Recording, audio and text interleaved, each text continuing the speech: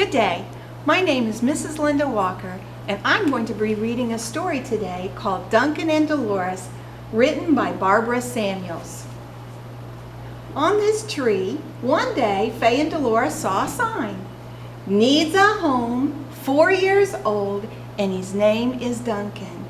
Oh, he's cute, said Dolores, and he's just my age. I want a cat like that. But animals always run away from you, Dolores. I want that cat. Poor Duncan, sighed Faye. The next day, Duncan was delivered in a case. Now you're my cat, and you'll come out and play with me. Duncan shot out of the case and disappeared under a cabinet. Oh dear, it's starting already, said Faye. Later that night, come to bed, Dolores. I'm going to sit here until Duncan comes out. Just leave some food by the cabinet. He'll come out when he's ready, said Faye. Okay, but I'll leave him a note so he knows where I am. Oh, brother, said Faye. 2 days later. I'm so glad you finally came out, Duncan. Now we can play dress up. Cats don't play dress up, said Faye. Well, Duncan does.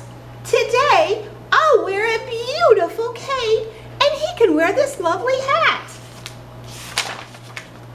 Watch the pictures, hear what Duncan felt. Duncan didn't want to play dress up. I understand, Duncan. You would rather do tricks. I will throw the ball and you bring it back to me. Go get it, Duncan!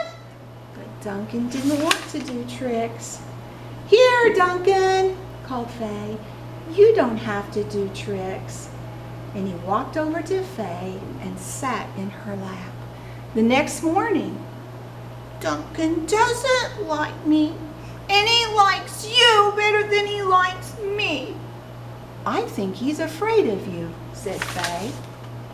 Duncan? Afraid of me? How silly! You're not afraid of me, are you, Duncan? Oh, how come you always play with Faye and you never play with me? It isn't fair. It would be a lot quieter around here if you leave that poor cat alone, Faye grumbled. That's fine with me. I have better things to do than chase that fat cat. So Dolores made a hiding place with chairs and an old blanket.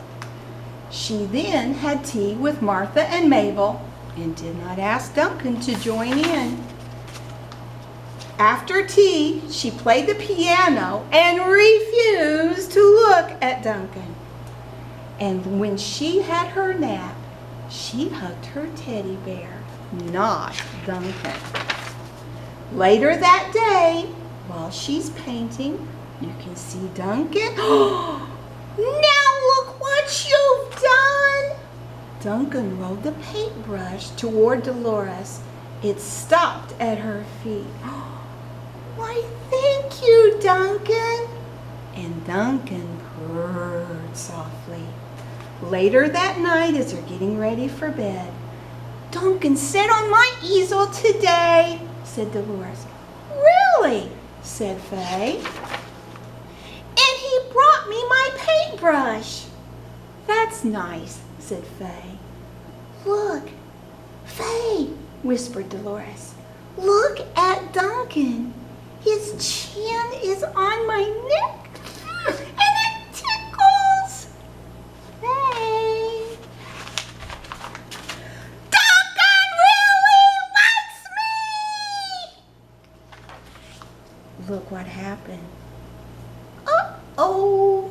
And that is the story of Duncan and Dolores.